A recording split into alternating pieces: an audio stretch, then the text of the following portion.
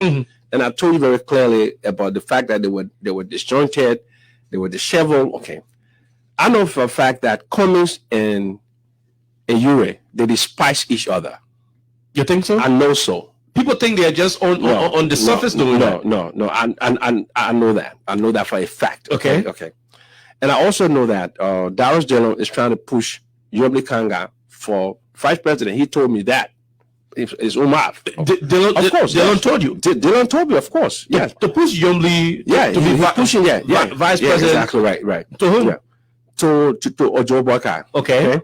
And I know for a fact that Musa Ability and Alexander Cummings have a relationship. Okay. Musa told me that. Okay. Wow. Of course. They don't hide things from me. You could be getting in trouble with people. No. But they haven't hidden that. There's no secret. This isn't when you say it's an open secret, but they told me, and they're not. There was no secret for me to divulge. Wow. Okay. There's no secret because this is the agenda. Mm-hmm. Okay. So Musa Ability is chairman of the Liberty Party, mm-hmm. and there's a wing of the Liberty Party that is moving towards the Cummings style. Team. Okay. Mm-hmm. And then you have Yomli Kanga and Dillon mm-hmm. on the broadcast side. Okay. And because Yomli wants to be vice president and Dillon is pushing Yomli to be vice president, right? Mm-hmm. But Ure also is hoping to be vice president. Okay. So I already knew that intent. That entanglement, one of the reasons why I left them, because I knew that entanglement is combustible. It was not going to see the light of day. You're making some strong revelation. You really want to be vice president? To Joe Boyka. Absolutely, yeah. Okay. In fact, he's one of the major financiers to Joe Boyka. I know that for a fact. Oh yes, absolutely. Yeah. Wow. Yes, absolutely. I mean, there's no secret. It's not hidden. But Cummings also has not hidden his affinity to Musa Hassan Ability. Okay. And Musa Hassan is a very, very close friend of mine. I talk to all of them. They're very close friends of mine. Mm-hmm. I mean, Ure doesn't talk to me anymore, but that's okay. That's how he is, okay? But I mean, Dillon and Musa, they talk to me. Okay. I had one conversation with Mr. Cummings where I asked him specifically for his economic agenda for the country. Mm-hmm. He was tongue-tied. He couldn't give it to me. So that is what I knew, that this guy, with all of the success that he's made in the United States. Wait a minute. You asked Cummings about his economic agenda. He was tongue-tied. But there's an individual who argued that he is of the ability to grow the budget from what we have today to $1 billion. So, okay. Let's be very clear. I worked in corporate America. I never got as far as Mr. Cummings mm-hmm. because I didn't stay in America long enough. I came home when I was second vice president of a bank. Okay. Had I stayed, I would have been way higher than Cummings. So by coming to Liberia, I honor my career path in corporate America, right? Okay. But he did extremely well, okay? Mm-hmm. Compared to any Liberian in terms of corporate America. But this is what he believes. He believes the presidency is a trophy for him. It's a trophy. It's an entitlement because he made all this progress in the United States. Mm-hmm. He has all this money. And this is something to cap off his career, his life. Mm-hmm.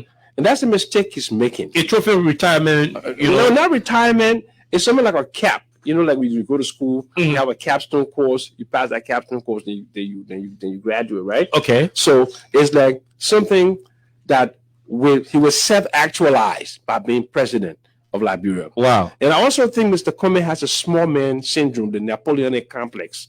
You know, small people, short people, mm-hmm. they have this inflated, thing of themselves. Oh, I mean, I believe that. You want to say overly ambitious? Yeah, blind ambition. Blind ambition. Because look, here is a man who never participated in any political. Yeah, not as a student leader, not on the Palava Hall, not on a soup, not on nothing, And when he was working with Coca-Cola, okay, he had the opportunity when Liberians were in refugee camps to do that. He could have, or when things were going badly in Liberia during the war, or even during the early administration. During the early administration, he flew here a few times with his private jet to come and hang out with Ellen. Okay. To support Ellen's causes. Okay. So I'm saying, so he never really supported any.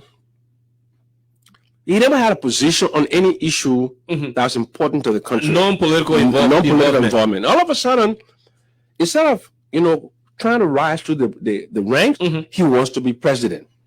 And when he came in 2016, which is what how many years ago or 5 years ago? Yeah. If he had gone to say, like, let me become a representative, a senator, let me get my feet wet, let people get to know me, and also if he had also not used the foundation for political purposes, but if he had created jobs, for example, like if he had a whole private sector push, right? For example, he had come, he expanded Coca-Cola operations in Liberia. Okay, that has been done now under this administration. They having a mechanized bottling plant, canning plant. You're aware of that? It's going on, right?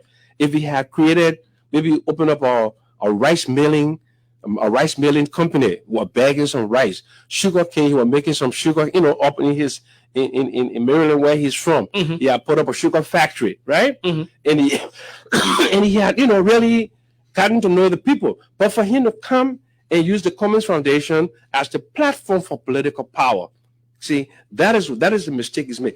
And if you see the cantankerous relationship and the people going against him, because he's a neophyte, he's a newcomer, right? This is a newcomer with a whole lot of money.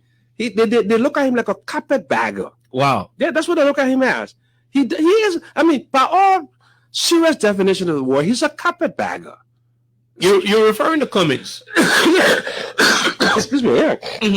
I mean, one of the reasons Cummings, is always bent on wanting to be president, according to me, according to him, is because, in his opinion, to make a difference in this country, to actually make a serious impact in the lives of Liberians, you should serve from the top. That's and not true. One ornament. That's not true. If you look at people in business in this country who making a lot of impact in the lives of people, look at Samuel Freeman. Okay, he wants to be president, but he has a business, right? Okay. Look at Sherry Abdallah with Cummings. Look at Musa Ability with his Shrimex. Okay. Look at other people who have done things in this country. People look at them. Look at Shaka Touré, for example. Look at the Lebanese in this country, right? But so they are integrated within the political economy of this country. They're doing things to improve the lives of people by creating jobs, investments, and things of that nature. But Mr. Cummings came out with a foundation, and the foundation, which is a 501, I believe is a nonprofit organization. The aim and objective is to solve social problems, but he's using it as a platform. And it may even be illegal. I'm not a lawyer, but I say it may. Okay? So if you're using that foundation as a platform for political power, that's problematic. Okay. That's problematic. Extremely problematic. Just one last question before we go to Oliver and the lines as well. You just made mention, that was your revelation earlier on about Senator Yomblikanga Lawrence wanted to be your vice president, the former vice president, and Benona Ure as well. So now there has been an issue within the CPB where Alexander B. Cummings, according to them, has altered their framework document, which is, I don't know how far they've gone with that. So on that note, how exactly do you project